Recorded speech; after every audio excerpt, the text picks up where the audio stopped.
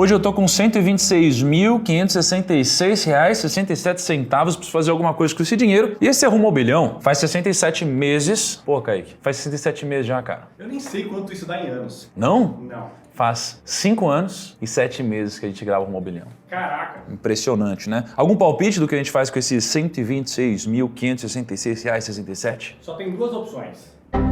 Duas? Só. Só? Ou é Bitcoin, Ah. ou você coloca renda fixa. Não tem outra opção? Me prove ao contrário. Caramba, Kaique, você sempre me desafiando, né, Kaique? Bom, vamos ver então se vamos concordar com o Kaique ou não, mas fato é, não tem ninguém que é mais skin the game do que eu. Tem alguém, Kaique? Porra, Não. ó, faz 6 anos que eu pego meu dinheiro e visto publicamente, só que eu não fico brincando, é R$100 e tal. Pô, isso aqui é meu patrimônio. Tem, sei lá, vou ver no final do vídeo aqui uns 20 e poucos milhões de reais. Todo mês eu compro uma ação, eu vendo uma ação. Quando eu perco, vocês tiram onda. Quando eu ganho, vocês tiram onda também, né, Kaique? Ninguém fala bem. Ninguém fala bem. Só que a realidade é o seguinte, vamos ver antes das movimentações todas aqui, como que está de fato a nossa carteira, a nossa posição, a nossa rentabilidade, né?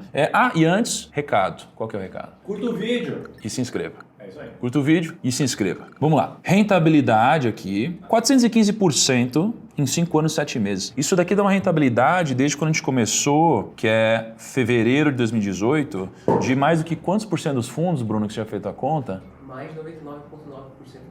99,9%. Isso não é um arredondamento, é de fato o número. Essa rentabilidade foi superior a 99,9% dos fundos, né, no Brasil. Se a gente for puxar o último mês, pô, foi um mês assim extravagante, né? Em novembro, a gente fechou com 6,19% de rentabilidade. O Ibovespa subiu muito, subiu 12,56%. Então imagina só para quem estava com medo da bolsa e ficou de fora da bolsa nesse mês. Cara, perdeu 12,56% de alta na média, né? Ah, mas Thiago, você só teve 6,19% de alta. Sim, porque a minha filosofia é essa. Eu tenho um pouco em ações, eu tenho um pouco em renda fixa, um pouco em fundo imobiliário, um pouco em ativos internacionais. E aí quando você tem um desbalanceamento, eu vou e aproveito essa oportunidade, né? Se a gente for olhar aqui para os proventos mensais, tivemos em novembro aqui, ó, R$71 mil de proventos. Se a gente for olhar para o ano, a gente tá... Cara, será que a gente vai bater o recorde do ano passado? Porque a gente tá com R$674 mil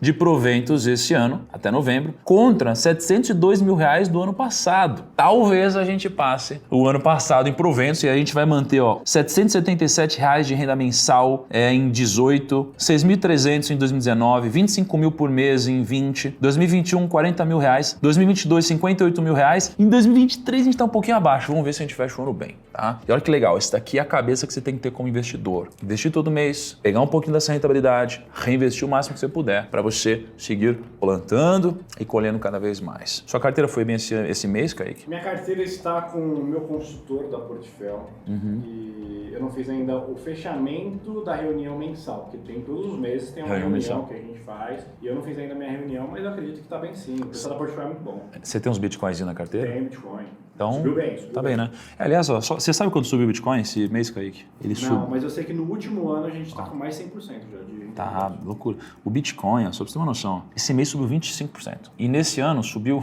144%. Nossa. Bom, quem tinha Bitcoin na carteira esse ano foi muito bem, né? Aliás, só pra gente aproveitar aqui, temos na carteira, caraca, tem 8,4% de Bitcoin. Me surpreendi porque o negócio sobe de um jeito tão impressionante que você vai perdendo um pouco do parâmetro, né? Então hoje estou com 2,8 milhões em criptomoedas, certo? Então antes das movimentações que a gente vai fazer, né, e falar um pouquinho também da minha carteira, né, do que subiu, o que caiu, por que isso aconteceu, aquele follow-up básico, né? E um pouco da estratégia do que eu devo fazer daqui para frente, como estou me preparando para o ano que vem também. Ibovespa subiu 12% no mês passado, melhor mês em 3 anos. Subiu 8,24% nos últimos 30 dias. S&P 500 também subiu 5,24%. Nasdaq 5,8%. Bitcoin 18%. Ether 20%. Notícias importantes, fundos imobiliários ganharam mais de 400 mil investidores em 2023. Então a gente tinha 100 mil investidores em 2012 até 2017, 200 mil investidores em 2018, 600 mil em 2019, 1,2, 1,5, 1,7, 2,2 milhões e pessoa física representa 75% do mercado de fundo imobiliário. E aí tem outra coisa, né? Mega da Virada vai sortear o maior prêmio da história, 550 milhões. Você vai jogar, cara? Vai ter um bolão da empresa, bolão da firma, não? Então, o problema sempre é o bolão, cara. Você vai ser o único cara que não vai participar do bolão? Você vai jogar, Gui, no bolão? Cara, porque assim, imagina se todo mundo ganha menos você, né? Putz, Porra, assim, vai ficar uma dor ali que... Cara, mas não vale falar que... Imagina se todo mundo se demitir menos você, né, Kaique? Não vai falar isso, né? Não, vai pegar mal pra você aqui. Mas olha só, o prêmio em 2009 era 144 milhões, em 2010 era 194 milhões, enfim. Virou 306 milhões em 2017. Ano passado foi 541 milhões e agora vai ser 550 milhões. Só que, obviamente, é muito difícil você ganhar sozinho, né? Porque o mundo inteiro joga nesse negócio. O ano passado teve 5 ganhadores. Mas talvez tenha uma forma de você ganhar na Mega Sena sem precisar jogar. Olha só. E como que você faria isso? Investindo o seu dinheiro, né? Você pode enriquecer na sorte ou você pode enriquecer no processo. No processo vai demorar um pouquinho mais, mas as suas chances de conseguir são muito maiores. A sorte você pode nunca conseguir, né? Ou você pode investir e contar com um pouquinho de sorte ao longo do processo, porque vai acontecer ao longo dos anos, igual aconteceu comigo várias vezes. Então você pode delegar seus investimentos, contratar um consultor, dar portfólio, né? Você pode investir em fundos, em ETFs, ou você pode investir você mesmo. Olha que interessante, se você investe R$300 por mês a 0,9% de rentabilidade, em 35 anos você vai ter 1,4 milhão de reais. Se você investe a 1,2% ao mês de rentabilidade, por exemplo, ou seja, você aumentou um pouquinho, você teria 3,7 milhões de reais em 35 anos. O que daria uma diferença de 2,3 milhões fruto do seu conhecimento. Mais conhecimento, melhores rentabilidades no longo prazo, né? Não dá para fugir disso. Você tem mais conhecimento na sua área, na sua profissão, você vai valer mais. Vai ter mais conhecimento em investimentos, vai investir melhor. Vai ter mais conhecimento sobre nutrição, vai fazer menos besteira na hora de se alimentar. Por exemplo, descobri esses dias que tomar banho frio depois de malhar faz você perder um percentual dos músculos que você ganhou. Você sabia disso? Não sabia disso, não. Você não sabia, né? Você não treina, né, Kaique? Aí, ó. Então a pergunta é, quanto que você pagaria para ter 2,3 milhões de reais a mais no futuro? Então se você tem R$300 para guardar e você consegue ter mais conhecimento, cara, quanto que você pagaria por esse conhecimento adicional? Ó, vê se faz sentido. Você pagaria 2 milhões para ter 2,3? Você pagaria 1 milhão para ter 2,3? Você pagaria 500 mil? Você pagaria R$500 por mês para ter 2,3 milhões de reais a mais lá na frente? Bom, para o seu bolso, né, para o seu conhecimento, para o seu futuro, para os seus filhos, existe uma grande notícia agora, né? Eu estou pegando esse espaço grande no meio desse vídeo, que eu sei que é tão importante para vocês, também é para mim, porque, de fato, essa é a última vez que eu vou falar sobre isso para vocês, tá? É a mentoria do 1 milhão, que eu a faço já há quase 5 anos, ela chegou ao fim, então eu vou abrir inscrições para a última turma do 1 milhão da história. É a última turma de todos os tempos, né? É a minha mentoria onde eu te pego pela mão, através de vários módulos e te ajudo a investir melhor, cuidar das suas finanças pessoais e te ajudo também a fazer melhores negócios, a ser promovido, se desenvolver, né, tanto mental quanto profissionalmente. A mentoria do 1 milhão, ela geralmente era vendida por R$1.997. Só que como é a última turma da história, e eu não quero que ninguém fique de fora dessa turma por uma questão de preço, a gente vai oferecer essa última turma da história por R$997.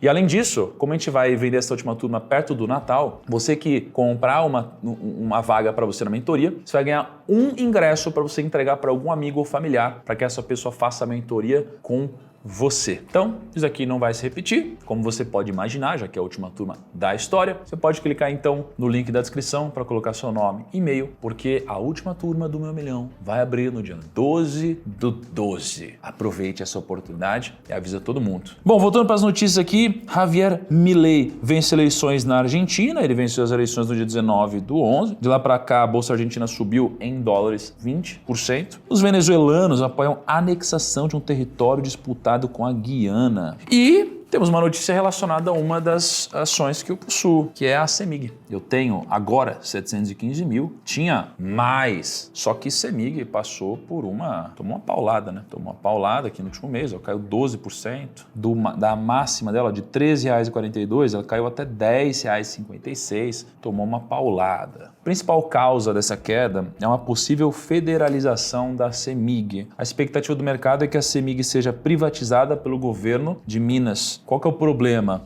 Minas tem muitas dívidas com o governo federal, 160 bilhões de dívidas, e para bater parte da dívida, Minas vai repassar ativos como uma parte da CEMIG. Então, enfim, já vou começar aqui fazendo uma operação. Sabe por quê? Porque existe um grande bom velhinho que teve o seu melhor amigo falecendo recentemente. Grande Warren Buffett com seu amigo Charlie Munger, ele diz o seguinte, que seria be fearful when others are greedy, ou seja, ser medroso quando os outros estão gananciosos, ou seja, seja ganancioso quando os outros estão medrosos. Pô, significa que eu acredito, nossa, Semig, pô, que coisa impressionante, vai explodir por causa disso? Não necessariamente, né? Mas eu aprendi que, como eu acredito no futuro de alguma forma do segmento, para começar, e eu vejo muito pessimismo em cima de uma companhia, eu vejo que existe uma pressão já sobre os preços de uma empresa que no final das contas está rodando aqui a um PL de 4,59. Cara, ela está sendo negociada 4,5 vezes o lucro. Pô, vamos supor que ela passe por algum outro problema muito grande, né? E aí ela caia para 6, 7 vezes o lucro.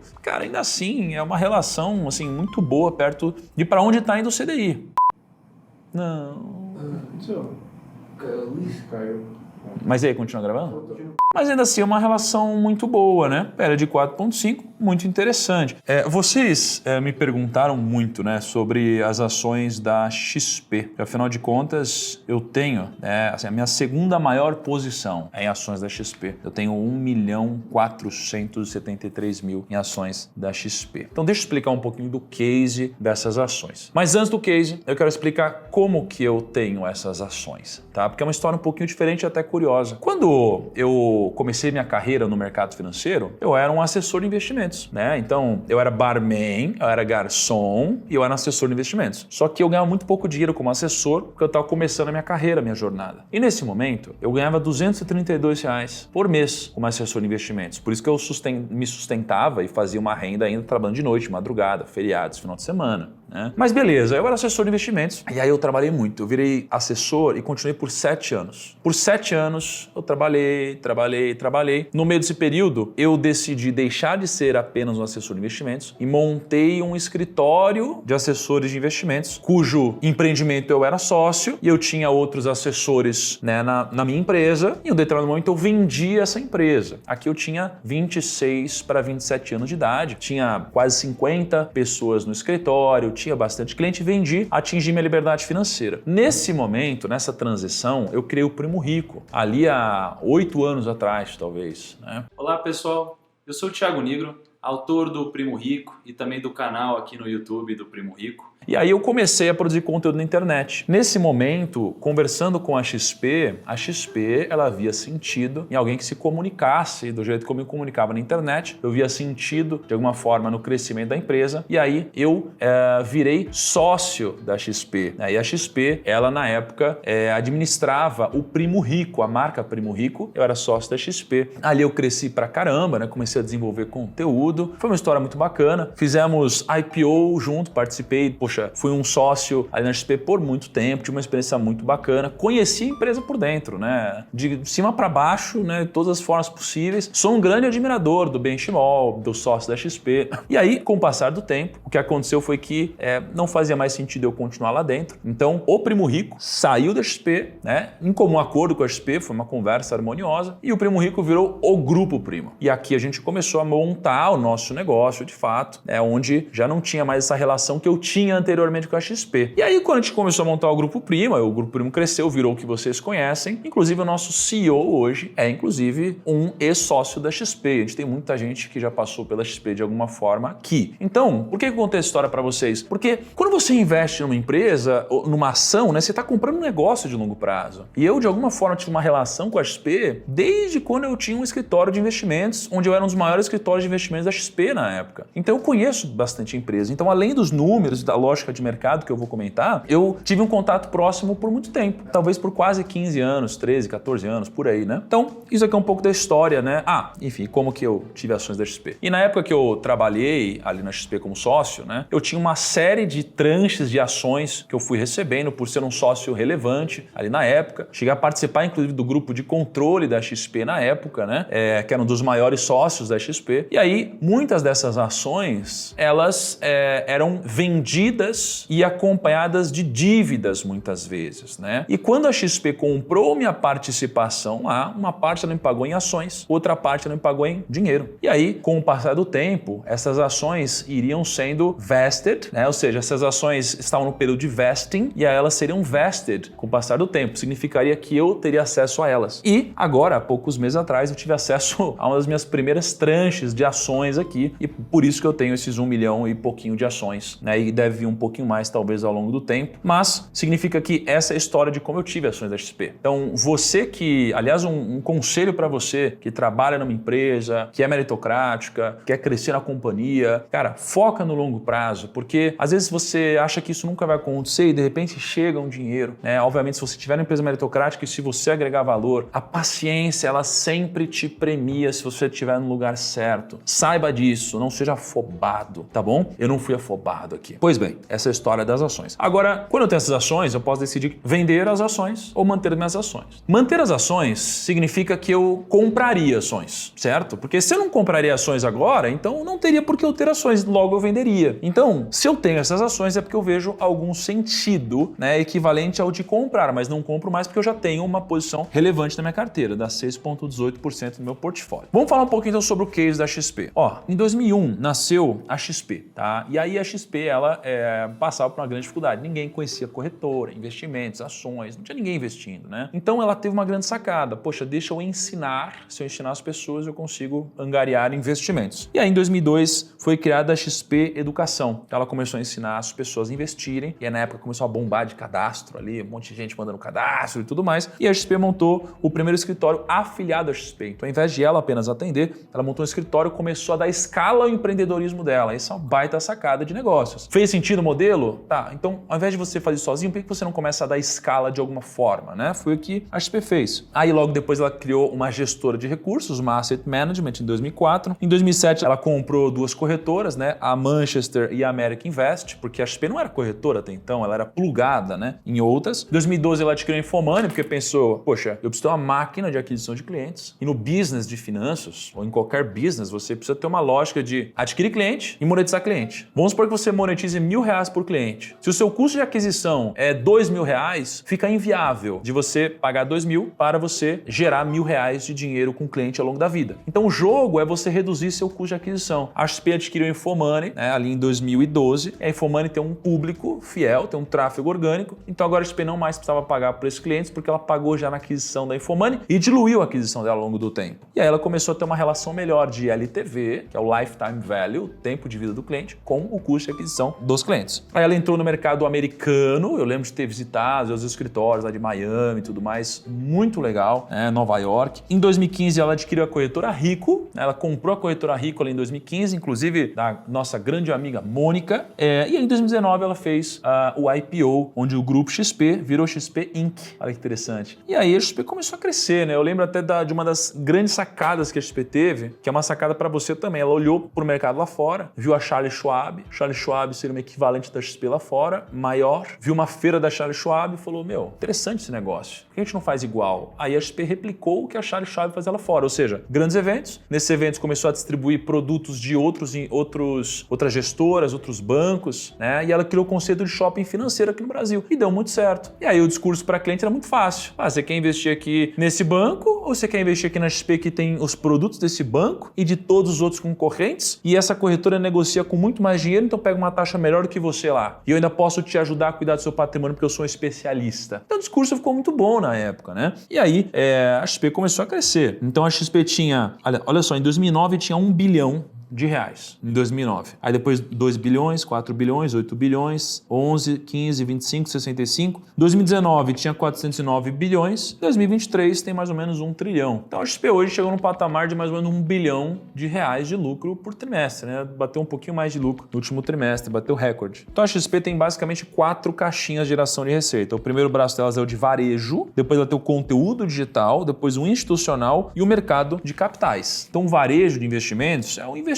ali, pessoa física, que abre conta na XP, na Clear, na Rico, né? O varejo do serviço financeiro é basicamente cartão de crédito, conta digital, é a parte mais de banco digital, né? Tipo uma fintech. A parte institucional é quando você tem as mesas de trading, de bancos, né? A mesa institucional. Você tem o corporate access, que é quando os players têm acesso corporativo, né, às grandes companhias. E a gente tem a parte de mercados capitais, onde você tem uma empresa que precisa emitir uma dívida, captar um dinheiro, né? Aí ela engloba, por exemplo, eu preciso captar 300 milhões de reais, né? E aí com esses 300 milhões de reais, eu preciso, cara, estruturar esse produto, né? Então a XP estrutura esse produto, cobra um FII em cima e distribui para os seus próprios clientes, né? Então é muito interessante. Só que a concentração de receita está muito grande no varejo, ou seja, nos clientes das corretoras, né? Então, dos 3,5 bi aqui de receita, 2,9 bi vem do varejo, 385 milhões do institucional, 283 do corporate e outras receitas 167. Muito interessante o número de clientes ativos, né? Então, crescendo todo ano. Esse ano é quase 4 milhões de clientes ativos, além de um patrimônio que também vem crescendo. Então, olha as alavancas que a XP tem, né? A XP tem novos clientes, esses novos clientes investem dinheiro, esse dinheiro rentabiliza a própria rentabilidade do CDI, das ações. Esses clientes atuais, eles investem mais dinheiro, fruto do trabalho deles, eles indicam novos clientes, novos amigos, e a XP traz novos consultores de investimentos, novos assessores de investimentos, novos escritórios de investimentos que vão atrás de novos assessores. Então, você vai ter uma engrenagem muito poderosa rodando no longo prazo. Mas, é claro que a XP, ela passou por um período de crescimento muito grande já. Então, o que a gente vê? Às vezes é difícil continuar crescendo no mesmo patamar que ela cresceu até agora. Porém, se a gente for olhar para os principais indicadores de XP, vamos lá, PL de XP é 17. Então, ela tem um ROI de 21%, né? Pô, maior do que quase todos aqui. Dividend yield é baixo das empresas desse segmento, elas costumam investir bastante, né, para crescer mais rápido. Margem líquida, poxa, bem relevante, né? Então, assim, você vê que é uma empresa, não dá para falar que tá barata com o PL 17, né? Em comparação com as outras, está em linha ali, só que é uma empresa que tem um ROI maior do que a média. Principais acionistas, né? Você tem a XP Control, você tem no Free Float 22%, ITB Holding 7,5%, General Atlantic, Itaúsa, olha só. Bom, que a taxa Selic pode fazer a ação subir, né? É natural isso daqui. Primeiro, porque os investidores buscam mais investimentos diferentes. Segundo, porque aumenta o número de investidores, né? Depois você tem, né, o número de investidores pessoa física na bolsa que vem crescendo num trend desde 2011, já quando a bolsa tinha 500 mil CPFs. E de certa forma eu contribuo com isso. Meu trabalho é aumentar o número de investidores também no Brasil. Então é um trend que eu acredito e é possível. Só que ela tem algumas dificuldades, alguns entraves, né? Que assim, primeiro a concorrência, né? Como é um mercado que tem muito dinheiro, você tem muita gente com grana vindo forte, né? Então você viu já bancos concorrentes comprando vários escritórios da XP, você tem bancos gigantes, né? Como Itaú e etc, com dinheiro infinito para competir, né? Você pega assim um mercado que tende a ter um spread cada vez menor, a competitividade tende a ser maior, né? Então, você tem a própria cultura como um desafio, né? Uma empresa que cresce com tanta agressividade quanto a XP, ela tem a dificuldade sempre de reter os seus maiores talentos, porque eles vão ganhando muito dinheiro. E aí chega uma hora que, pô, deu pra mim, aí a pessoa sai, entendeu? Então, assim, é difícil você manter aquela cultura quando a empresa cresce muito. Então, vamos lá, né? Vamos comprar um pouquinho aqui de CEMIG. Vamos lá. CEMIG aqui, 110 mil reais. Então, 110 mil reais, 11,11, vamos botar 11,11, assinatura eletrônica. Tô aqui comprando, 10 mil CEMIGs. Ó, fechamos na íntegra a ordem. Que interessante, hein? CEMIG 4, olha só. Tá olhando, Kirk? Dividendos da CEMIG. Não, 2022, por exemplo, né? Ela pagou R$ 1,53. Isso significa que, se ela pagar a mesma coisa, né? Eu comprei 10 mil ações. Quanto que dá 10 mil ações vezes R$ 1,53, Kaique? 10 mil ações vezes R$ 1,53, 53 dá 150 mil reais. 15 mil reais, cara. 15 mil reais. Ou seja, é como se eu tivesse aumentado, né, a minha renda passiva em mais ou menos 15 mil reais por ano. E daria mil e pouquinhos reais por mês. Fiz um investimento aqui que acabou de melhorar a minha qualidade de vida, né? E sempre comprando algo ali que tá todo mundo odiando e às vezes a gente vai errar, muitas vezes a gente vai acertar, como é o que tem acontecido, certo? Então, comprei um pouquinho aqui de CEMIG e vale ressaltar algumas coisas. Bitcoin, porrada positiva esse ano, esse mês aqui, basicamente. Tenho 2 milhões de reais de Bitcoin, que porrada. XP, cara, olha XP, que coisa bonita também. A XP aqui, eita, sabe quanto subiu esse mês, Kaique? 13,5%. Caraca. E tem um lado bom também na minha carteira, porque as ações da XP estão dolarizadas. E para mim, cara, isso aqui é muito bom, porque eu preciso de coisas dolarizadas, né? Um mês muito bacana. Agora é o seguinte, estamos em dezembro, vai ser o último rumo ao bilhão do ano. Mais um ano que a gente tá junto aqui, primos.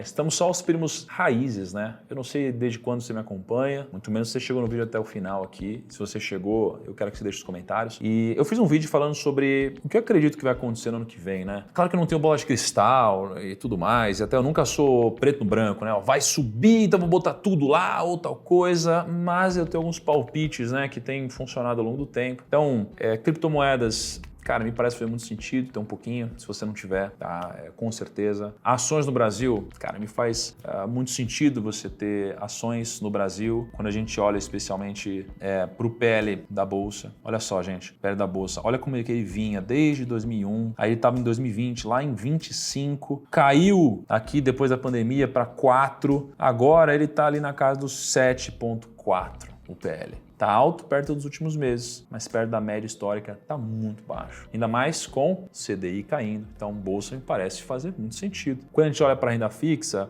me parece fazer sentido você começar a tomar cuidado agora, né, com achar que você vai ter muita rentabilidade nos juros pós-fixados, que seria Tesouro Selic, investimentos atrelados ao CDI, né? Porque a taxa de juros tende a cair. Ela só talvez não caia tanto, porque os juros nos Estados Unidos está muito alto, e aí isso impossibilita que a gente diminua muito os juros aqui, o que também deve impactar um pouquinho na bolsa, e a nossa bolsa ela pode deixar de subir o quanto subiria se os Estados Unidos tivesse com uma taxa muito baixa, né? Ações nos Estados Unidos eu não compro nem a pau hoje. Eu tenho um pouquinho, né, porque eu sou obrigado a ter na minha filosofia, e o método está acima da minha opinião, sempre, né? Quando a sua opinião está acima do método é porque você está emocionado, vai fazer cagada. Então, o meu método diz que eu preciso ter um pouco de ações nos Estados Unidos, como sempre, mas tudo que eu tinha de ações diretamente eu vendi porque estava impressionante o PL das ações, 40, 50, 60, 70, não é possível, né? Então, acabei vendendo as ações que eu tinha nos Estados Unidos, tá? Então, essa é a minha contribuição para você. Obrigado por me acompanhar há mais um ano. E se você me acompanha esse ano, eu acredito que tenha sido um bom ano para você. Porque se foi bom para mim, deve ter sido também para você, já que temos filosofias parecidas, certo? Muito obrigado pela sua companhia. Espero você em janeiro. Um grande abraço, ótimo Natal, ótimos feriados, ótimas festas e espero você